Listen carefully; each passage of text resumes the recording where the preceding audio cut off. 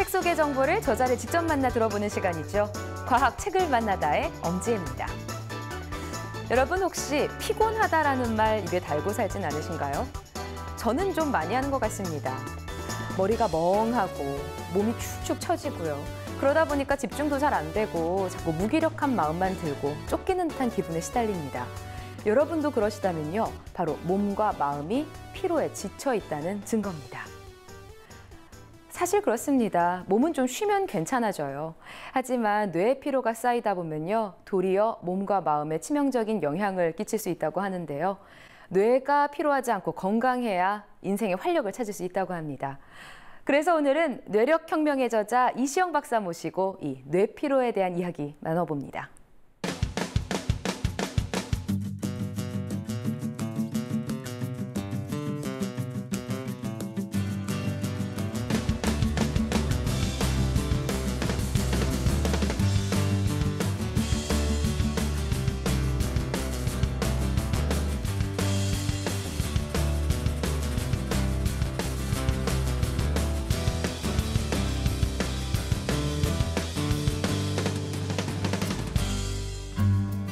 온 국민이 피로 시대라고 할 만큼 주위에 보면 피로하다라는 말을 입에 달고 사는 사람들을 많이 볼 수 있습니다. 그런데 이 피곤의 정체는 무엇일까요? 사람들은 그저 몸이 피곤한 거라고 생각하기 일쑤인데요. 이시영 박사는 뇌력혁명이라는 책을 통해 이 피곤의 정체가 뇌피곤이라고 말하고 있습니다.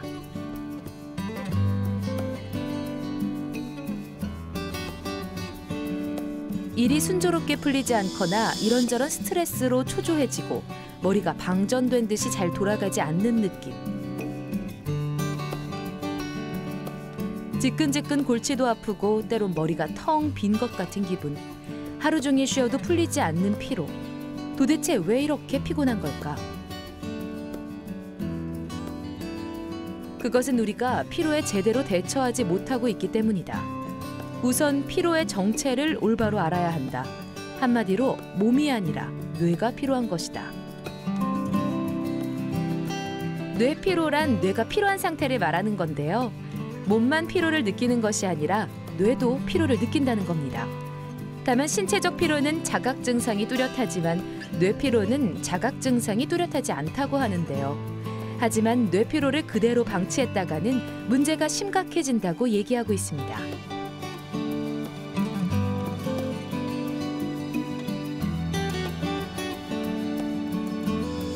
자각 증상이 없다고 해도 뇌 속에는 이미 여러 가지 피로 증상들이 진행되고 있다. 뇌처럼 정교하고 예민한 기관이 피로한 상태인데 아무 이상이 없고 탈이 없다면 그게 이상한 일 아닌가? 다만 약하게, 서서히 장기간 진행되기 때문에 본인이 미처 의식을 못할 뿐이다. 뇌피로가 계속 진행되면 그 영향이 뇌와 몸에 미친다고 하는데요. 그중에서도 가장 치명상을 입은 곳이 뇌 시상하부라고 합니다. 뇌 시상하부는 본능 중추가 모여있는 곳입니다. 뇌피로로 인해 시상하부가 부하에 걸리면 우리 몸에는 어떤 문제가 생기는 걸까요?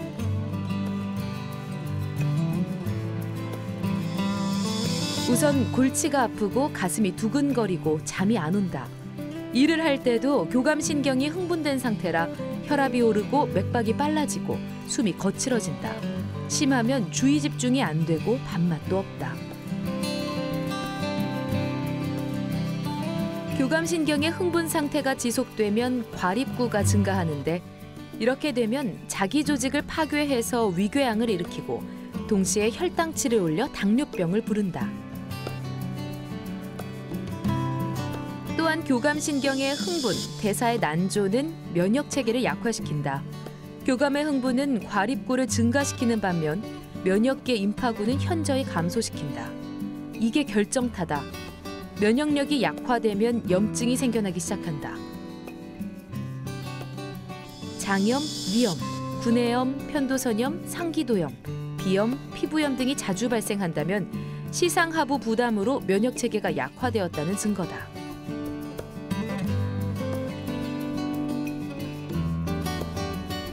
뇌피로는 스트레스를 받거나 하기 싫은 일을 억지로 하거나 또 본능과 이성이 싸울 때 올 수 있다고 합니다.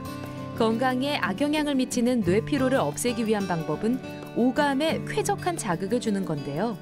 과연 그 방법은 어떤 것이 있을까요?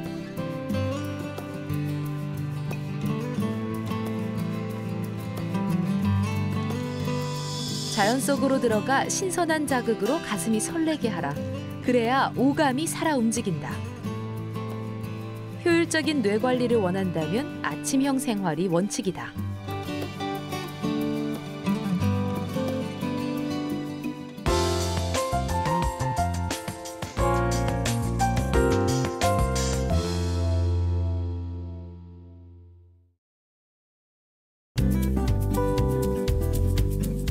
뇌력혁명의 저자 이시영 박사님 자리하셨습니다. 안녕하세요. 안녕하세요. 제목부터 눈길을 끌었습니다. 이 뇌력이라는 말도 생소하지만 흥미가 가는 분야고요. 또 이를 혁명한다고 하니까 이제 딱 책장을 처음 넘길 때부터 이제 무슨 이야기가 있나 궁금해지더라고요. 근데 책 서두에 보니까 이 뇌피로와 스트레스는 다른 거다라고 규정을 하셨는데요. 전 같은 건 줄 알았어요. 사실 많은 분들이 스트레스 받는 게 뇌가 피로하다고 생각을 하실 그렇죠. 텐데요. 어떻게 좀 다른 건지 설명을 해주세요. 네, 물론 이제 뇌 피로의 큰 원인 중에 하나가 스트레스가 될 수도 있죠. 스트레스라는 것은 그렇게 귀찮거나 불편하지 않으면은 우리가 스트레스라 그러질 않죠. 네. 그러나 사실은 별로 그런 자각 증상이 없는데도 우리 뇌는 상당히 필요한 게 만드는 요인들이 많습니다. 어떤 게 있나요? 가령 예를 들면 우리가 이제 우리는 의식을 못하지만 스트레스 해소한다고 우리가 뭔가를 열심히 하잖아요. 그 스트레스 해소한다고 방으로 한번 세어보세요. 얼마나 그렇죠. 내가 필요합니까? 예를 들면 네네. 또 스트레스 한다고 내가 무슨 얘기를 했다. 뭐 땀을 다니는데 이러면 그게 얼마나 또 뇌 필요합니까? 그러니까 사실은 우리가 의식적으로는 못해도 뇌는 필요한 겁니다. 어떻게 보면 이 위에 있는 신피질, 구피질, 인간 뇌, 동물 뇌 사이에는 항상 갈등이 있습니다. 예, 동물 뇌는 하자 그러고 인간 뇌는 하지 말자.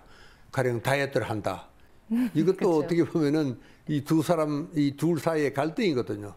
그런 걸 우리 눈에는 보이지는 않지만 뇌는 상당히 피곤한 겁니다.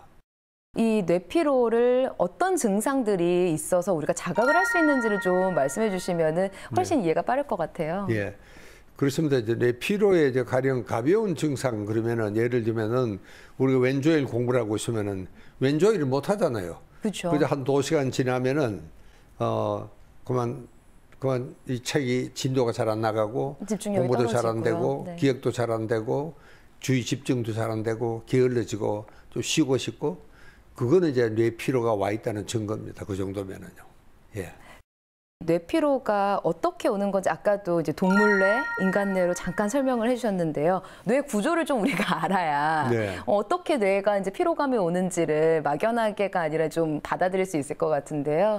저 위에 이제 이 사이에 이제 신피질이라는 게 인간뇌거든요. 네. 또 그 아래 동물뇌, 이 변연계라 그럽니다만은 네. 이제 구피질이라 그럽니다.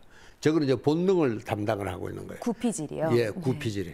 그리고 동물도 저까지는 발달이 돼 있죠. 인간은 그 위에 신피질이라는 인간뇌가 있죠. 이게 이제 자꾸 이제 구피질에 압박을 합니다. 구피질이 하고 싶은 대로 하면 안 되잖아요. 그렇죠. 그렇게 신피질이 이제 압력을 넣으니까 그 자체가 또 하나의 뇌피로를 불러일으키는 이제 원인이 될 수도 있고요. 또 저 뇌 구조적으로 저렇게 간단히 그려놨지만 굉장히 복잡한 그렇죠. 네. 이 회로가 네. 되어 있습니다. 이건 뭐 컴퓨터 회로보다도 뭐 수만 배가 더 복잡한 회로로 되어 있는데 그러니까 우리가 뇌를 많이 쓰면은 뇌가 정말 피로해진다는 것은 어떻게 보면 뇌의 온도가 올라가는 겁니다.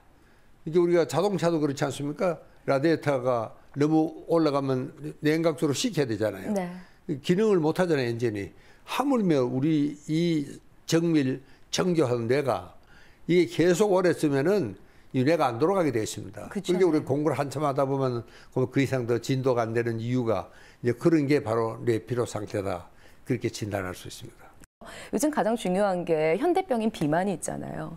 근데 먹지 마라, 뭐 좋은 거 먹어라, 야채만 먹어라, 뭐 이렇게 뭐 콜레스테롤 조절해라 이렇게 계속 신경을 쓰다 보면 오히려 뇌피로가 증가를 하니까 그렇습니다. 비만을 조절이 되는 게 아니라 오히려 더 안 좋은 영향으로 미칠 수 있다. 그렇습니다. 뭐 암도 그렇고요. 이렇게 말씀을 하셨거든요. 예, 예. 뭐 이게 제가 설명한 게 맞는 건가요? 어떻습니까? 그렇습니다.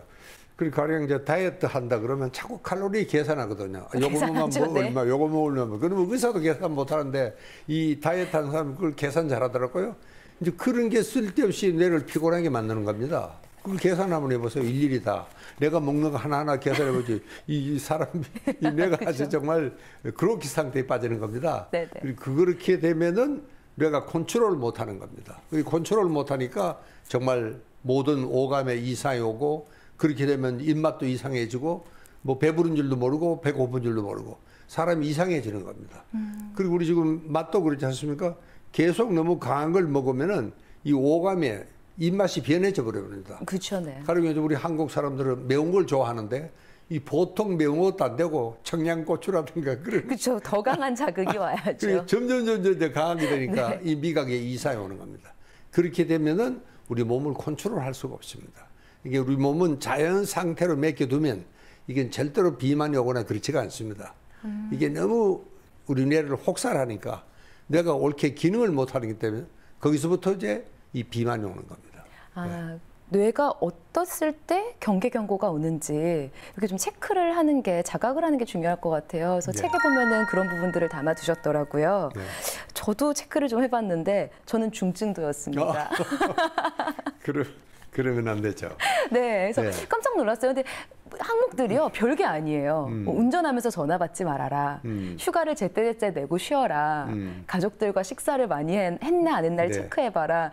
이런 거였는데요. 사실 현대인들 힘들거든요. 네. 그래서 저 엄청난 게 아니라 사소한 건데도 항상 뇌피로를 받고 있는 게 아닌가 깜짝 놀랐어요. 네. 그래서 이런 항목들을 어떻게 선정하게 되셨는지 설명 좀 해주세요.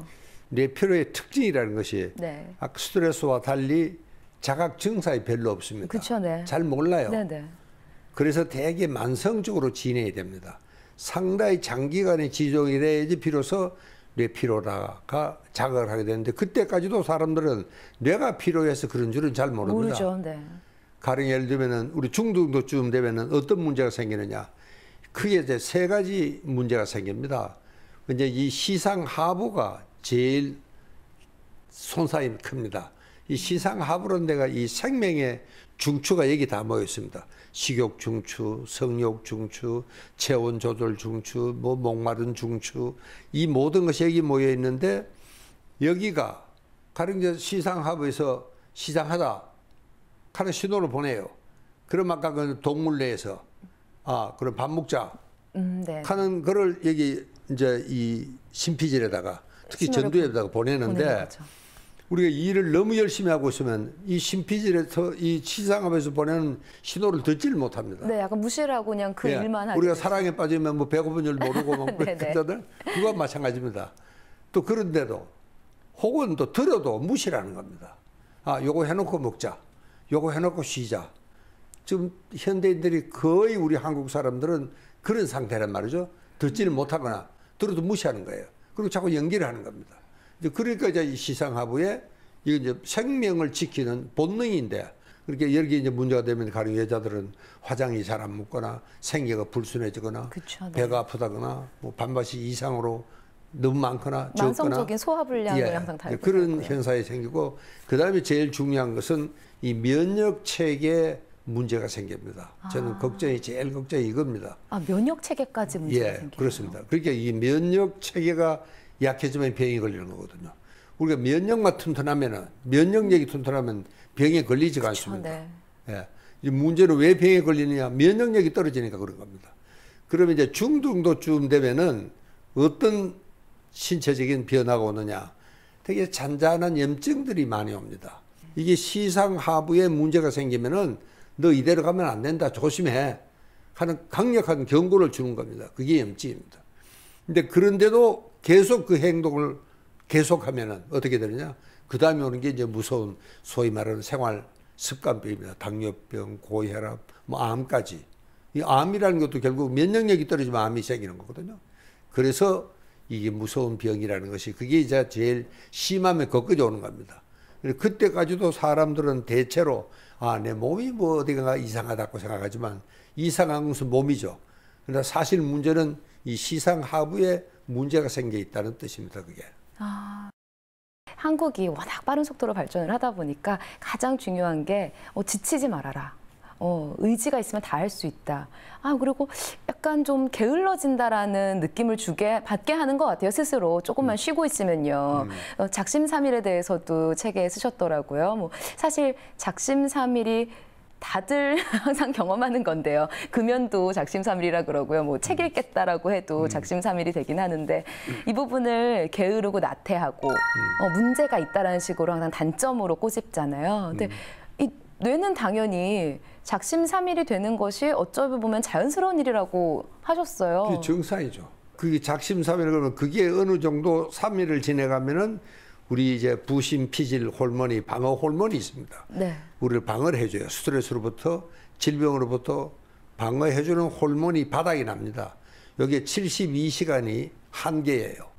그렇게 바닥이 나면은 더 이상 뭐 담배 피우는 사람도 한 사날 지나면 그럼 한 대 피워볼까? 그 마음이 약해지는 거예요. 네. 그게 이제 작심삼일이거든요. 그러나 사실은 그렇게 되는 게 정상입니다.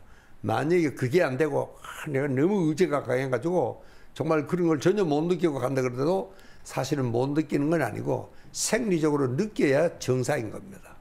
예. 그럼 가장 중요한 거는 이 뇌피로를 생활 속에서 잘 해소하는 방법일 것 같아요. 그래서 박사님 써주신 거에 나만의 공간을 만들어라, 뭐 또 오감을 활용해서 풀어라 이런 여러 개들이 있었는데요. 그 방법 제일 중요한 것 같은데 방법 좀 설명해 주시죠. 사실은 우리 생활 리듬 자체가 굉장한 뇌피로를 부르게 이렇게 되어 있습니다. 이게 뇌피로가 제일 회복을 잘하는 데려면은 밤 10시부터 새벽 2시 사이는 반드시 자야 됩니다. 이래야 뇌피로가 빨리 회복이 됩니다. 이렇게 수면이 제일 중요합니다. 좋은 수면을, 특히 초저녁잠, 이게 굉장히 중요합니다. 이게 이제 밤중에 12시까지 돌아다니고 1시까지도 잠을 안 자는 사람들이 상당히 많습니다. 12시까지 잠자리 가 있지 않은 사람이 68%입니다. 아이고, 네, 이게 그렇죠. 저로서는 이제 걱정인 겁니다. 그게 뇌피로의 원인이고. 또 그 다음에는 우리가 이 도심의 생활 그 자체가 이 오감에서 들어오는 모든 이 자극은 불쾌한 자극입니다. 너무 센 자극들이 많이 자동차 오죠. 크락션 네. 소리, 그렇죠? 보이는 게 꼴 보기 싫은 것이죠. 네. 또 자동차 매연에 코를 막죠. 네. 그러면 오감을 닫고 사는 생활입니다. 그렇게 도심에는 이 불쾌한 자극, 이게 전부 다가 뇌를 피로하게 만드는 원인들이죠. 그래서 제가 자꾸 자연 속으로 들어가거나 이 숲속에 들어가서 그래서 숲속에 가면은 정말 오감이 절로 쾌적한 자극을 주잖아요. 예, 그런 것이 중요하고 그 다음에 이제 정말 중요한 것은 저는 감동의 눈물을 흘려라. 요즘은 뭐 많이 웃어라. 우는 것도 참 좋아요. 유머하고 이것도 좋지만 사실 이 웃음보다도 뇌피로를 훨씬 더 한 6배 효과가 있다고 어느 학자들은 설명을 하는데 감동의 눈물을 흘리는 겁니다. 네. 그렇게 아주 감동적인 영화를 본다거나 감동적인 스토리를 듣는다든가 그때는 뭐 우리가 눈물이 막 흐르거든요. 예, 그러니까 실제로 그때 울고 나면은 굉장히 마음이 사뿐하잖아요.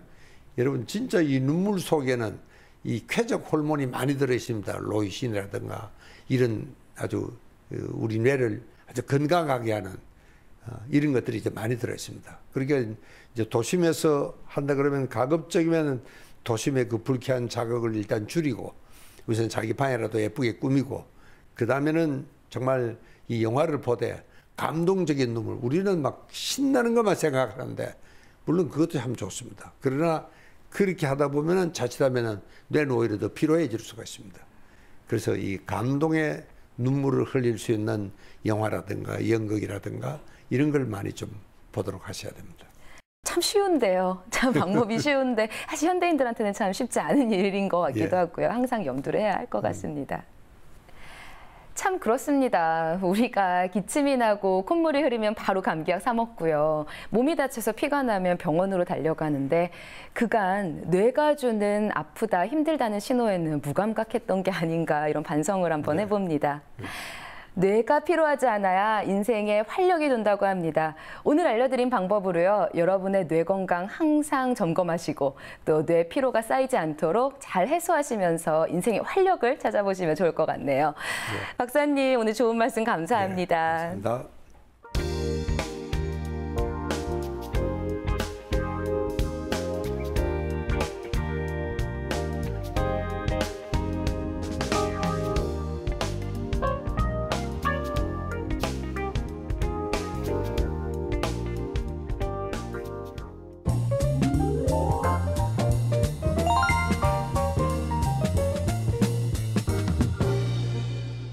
화제의 신간을 소개합니다. 우리가 흔히 보고 지나치는 광고에 과학의 원리가 숨어 있다는 사실 알고 계신가요? 광고 속에 있는 과학의 원리를 알려주는 책부터 자연 치유 능력이 우리 몸에 어떤 작용을 하는지 알려주는 책까지 만나봅니다. 광고 속에 숨어 있는 과학. 이 책은 광고 속에 숨은 과학 원리를 알려주고 있습니다. 콜라 업계에서 부동의 1위를 지키고 있는 C사의 콜라. C사를 이기기 위해 P사가 콜라 시음 대회를 열었습니다. 눈을 가리고 콜라의 맛을 비교해보는 행사였는데요. 이때 많은 사람들이 의외로 P사 콜라에 손을 들었다고 합니다. 하지만 정작 매장의 판매에선 C사의 콜라가 훨씬 앞서는데요. 과연 이유는 무엇일까요? 바로 뉴로 마케팅 때문이라고 합니다. 신경세포를 뜻하는 뉴런과 마케팅의 합성어인 뉴로 마케팅. 브랜드 이미지를 바탕으로 소비자의 속마음을 움직이는 마케팅입니다. 비우고 낮추면 반드시 낫는다. 야생동물에게도 난치병이 있을까요? 생태학자들의 관찰에 의하면 야생동물에게는 난치성 질병이 거의 없다고 합니다. 사람이 기르는 동물에게만 만성질환과 난치성 질환이 많이 나타난다고 하는데요. 자연의 질서에서 가장 많이 벗어나 있기 때문이라고 합니다. 이 책의 저자는 야생동물과 자연 생태계에서 찾은 건강의 비법을 알려주고 있습니다. 곧 자연스럽게 살지 못하는 것이 만병의 원인이라고 말하는데요.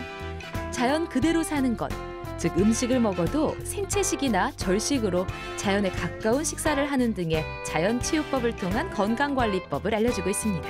초파리. 생물학과 유전학의 역사를 바꾼 숨은 주인공이 초파리라면 믿겨지시나요? 그 유명한 예로 토머스 헌트 모건의 초파리 연구가 있는데요. 초파리들끼리의 교배를 통해 각 세대 간의 차이점을 연구하고 이를 통해 X염색체가 유전적 변이를 일으킨다는 가설을 세웠는데요. 이를 바탕으로 세운 유전 메커니즘의 이론이 노벨 생리의학상까지 연결됐습니다. 이외에도 이 책에서는 초파리 생물학을 통해 탄생과 죽음의 순환고리에서 일어나는 중요한 생물학적 사건들을 설명하고 있습니다.